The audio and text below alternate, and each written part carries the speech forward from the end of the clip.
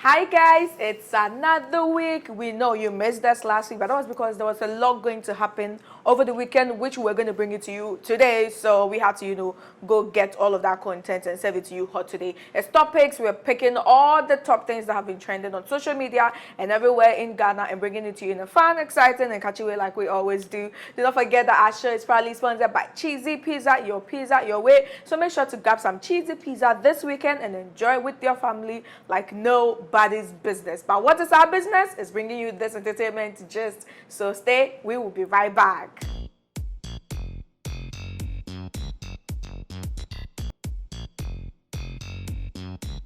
Hi guys, welcome. It's Topics, and like I said earlier, there's a lot to talk about because a lot has been happening in Ghana, like a whole lot. Starting off at number 5 for our pick this week is none other than the Vaginas. The 2021 Vaginas, the Vodafone Ghana Music Awards, which happened last weekend. I mean, it was a 2-day event. So much happened. Great performances. We're not going to give you all the details. We're just going to talk about our favorite parts, which is the red carpet, the performances, and the awards. Those we kind of predicted. If you watched our prediction video with Ameyaw Deborah last week, you know that we got a lot of stuff correct. So kudos to us. But anyways, let's start off with the red carpet. Now, there were a lot of looks that, came. Some were hoo-hoo-shios, and some were and a lot of princesses, and a lot of suit and ties. I feel like a lot of people played it safe this year. Just a few number of people decided to go outside the box, including Eno, who looked amazing in that brown tone gown. Even though she struggled to walk, she looked like she was having a tough time working in it. She still slayed it. Another person who brought a princessy vibe was Jackie. I didn't like the dress so much, but I loved the makeup and the hair. The hair accessory and the makeup was just natural and pretty and nice. When it comes to the men, I am going to give it to Mr. Drew. But another person who a lot of people loved his look, which I feel like is not surprising because he always comes to slay, is Kiddy the Golden Boy with his golden suit and all of that. I mean, I was on the red carpet playing it safe as always with gospel singer poses.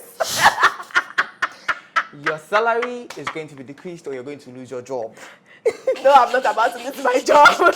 But jumping into performances, we're just going to list our top performance. And our top 5, number 1 is Mr. Drew, number 2 is Kwame Eugene, number 3 is Eno Baroni, number 4 is Efia, and number 5, I would give it to the Asaka Boys because they brought the angelic energy and we loved it. And let's move on to the awards. A lot of them we expected. Best New Artist, Mr. Drew. Artist of the Year, Dinah Hamilton, which someone didn't come back for. I'll be back. Did not come back. Because there was a little traffic on the way for him this year. But hopefully next year, Kiddy will be back bigger and better. And hopefully his Golden Boy album will do magic for him. And get him to win the award this year. But Kofi Kinata made history. Won Songwriter of the Year 4 times in a row. Kiddy also made history, won the first 2 new categories that were created this year. Dana Hamilton made history, the first gospel musician to win it back-to-back 3 times. Kwame Eugene, Hala Fighters to win it back-to-back 3 times. So there were a lot of record-breaking stuff that happened at the VGMA. And if you missed any of it, please log on to www.ameyawdebra.com for all the details and the gist. That's about it for Vagina 2022. Vagina 2021. We'll see you next year for Vagina 2022. And exactly, can you see the enthusiasm and the excitement she had talking about something secular? Yeah. And talking about something that has to do with God. It's gospel, baby. And guys, moving on to number 4, moving on from something very secular to something very gospel. Talk about salvation, touch souls, new leaf. Yes, Moesha Boduong, now known as Moesha, has turned a new leaf. What's the difference? I was about to say it. Is it a Bible name or the Mo? But it sounds Christian at least. So yes, Moesha has changed. Moesha has found God and she's saying there's nothing as peaceful as finding God. And now she can speak out, like she's so outspoken, she's so bold speaking, and that is all by the grace of God. And there's not much to say when somebody finds God, right? There is some to us actually. Which is? Is her body also going to repent and go back to old Moesha? Do you know if her body was never for God in the first place? Deep.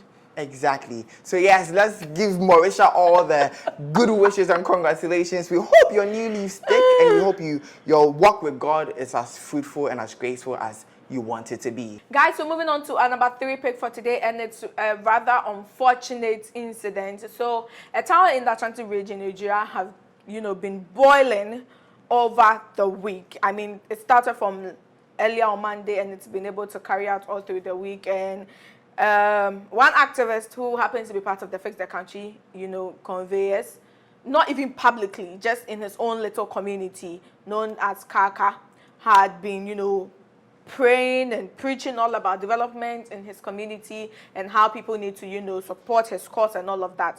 But apparently, according to the police reports, for people that have been picked up, bodyguards of the MCE of the area, attacked this man in his home early in the morning, and then, inflicted some wounds on him. He was rushed to the hospital, but sadly, he did not make it. So the youth went to bury him according to the Islamic, rites. And then upon returning, according to reports, they were met by military men who had come to, calm situations in the area because of the circumstances which Kaka had died.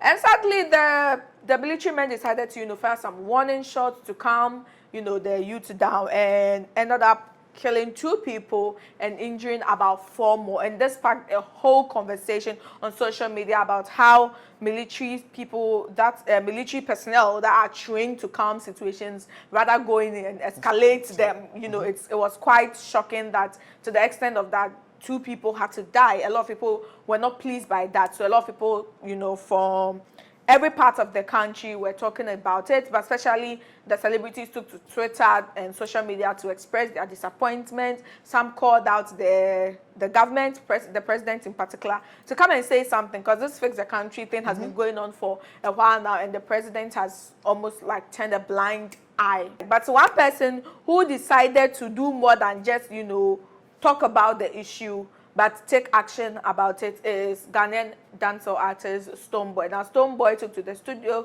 to record a song titled Outside. According to Stonebwoy, this song is for all those who are tired of, things not going their way and want to vent. This song should motivate them, should, ginger them to be able to go outside and demand for what they need and what they want. But another person who ended up being on the wrong side of the public's waging thanks is Shatawale. Shatawale took to Twitter and Facebook, and as inconsistent and as confused as Arnold labeled him, he proved Ghanaians right. He said that the Fix the Country people don't know what they are doing, and that's how they should fix their attitude before they say Fix the Country. And it was just a whole lot of mess from one thing to the other, and a lot of people were not happy about it, to the extent that even some of his fans went ahead to unfollow him on social media and turn their backs on their champion. So it should tell you just the extent and how serious this is. But anyways, a report is going to be made out of the Ejura incident, so we are waiting for the outcome of all of that, and if the people that actually are accused of mobbing Kaka will be held guilty, and what the military is going to do going forward with all that has happened, because a lot happened, guys. A lot happened in that small town of Ejura. And moving on to another town, and still on violent altercations and escalation. So Agbobuloshi was in the news over the week. So yes, there's supposed to be a redevelopment as championed by the regional minister. And because of the redevelopment, they have to take away the onion sellers from the street so that they could develop it. I mean, it happens everywhere when they're going to do redevelopment, when they're going to change the planning and settlement. Of course, everything like that changes. But no, the onion sellers are not willing to move, because for them, this is a source of livelihood. How do you expect them to move? Where are they going to sell? You're not giving them a place to sell. So yes, the back and forth caused an altercation. And according to the police, armed robbers masquerading as onion sellers fired shots at them. So the thing just escalated and turned into something very violent. So the point is, when does military or security agencies use appropriate force? At what point do they cross the line to something being inappropriate? And how do they stop something from escalating into this level? And I mean, I asked the question based on this same story, that where are these people finding the guns? Because this is at every point in time there's a shooting. People, and these are not always from the security agencies. Ordinary Ghanaians have, we don't know if it's registered or unregistered, but yes, there's always like some possession of guns. I mean, asking, where are they finding it? Where? because it's enough that we have to deal with what we are going through in this country and talk about violent altercations. Lives matter. We are trying to say that the government should make life bearable. Let's not try to take away life at the least possible chance. Guys, we are almost done with today's topic, but it seems today that the security services, particularly the military, are our top issue and hot pick for this week, because from Ashanti region to the northern region, they are displaying everywhere. Now, allegedly, one military officer had lost his phone, and in the course of they trying to find who might have stolen the phone, went on a rampage on the street and started attacking anyone they came across. Now, the videos are so appalling that you could see them packing people, telling people to kneel in their gutters, and then hitting people repeatedly. You could see one soldier raise someone up and slap him in the face twice. And everybody's like, what is going on? What is the commander for the military saying or doing when it comes to the actions of the military men in the country? What are your thoughts on the actions of the military lately?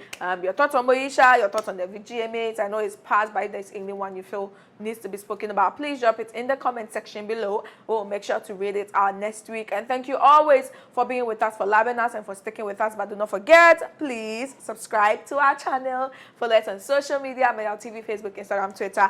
And we can't leave you without our very, very fun, exciting segment. So we have the top exciting ones coming from the Shade King, Nana Kwame. His Honorable is bringing us our top segments today, so make sure to stick around for it. And we will see you when we see you again next week. Exactly. Bye-bye.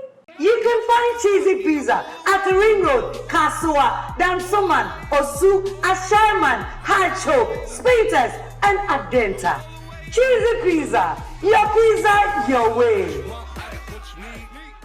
Hey there, guys. It is time for our super fun segments. Of course, they are interesting, and I'm here to dish it all to you. You're not going to waste any time. You're going to begin with hot picks. And this is from the red carpet of the just ended Vodafone Ghana Music Awards. And it's none other than the golden boy, Kitty, in that beautiful suit. I mean, the trousers had the bare flair to it. That was classy, that was all nice. And somebody serving it hot and spicy on the streets of South Africa is none other than the beautiful, ravishing, sexy, hot Sally Gali. Leather thigh boots, leather skirts, turtleneck. Listen, this is just like 10 over 10. And as Charlie Dio would say, we are buying this look for how much dollars, I can't remember, but yes, you are definitely buying the look. And moving on to our next segment, which is Shade of the Week. So yes, the Clash of the Titans, that is the Kotoko versus House of Folk match, was over the weekend, and yes, some of us were battered because our favorite team and the best team didn't win. But somebody who also went on talking about how his team should win was Kitty, as he took to Twitter to post House of Folk supporting his team, supporting his home team, but somebody thought, that can't even happen. What do you mean? And in response to Kitty, the person said, this is why Dana Hamilton won. Your hair like methane. Bro, that is the golden boy. You don't even disrespect him like that. Platinum blonde golden boy. Put some respect on his name. And guys, moving on to our last segment of the week, and that is Throwback of the Week. It is none other than the beautiful Bella Mundi. Yes, then she was still very beautiful, just a little bit slim, and the money wasn't too obvious on her. But now you can see she's toasted, rich Auntie Rice. And that is all we have for you on our segments this week. Thank you for sticking with us. We'll see you next week.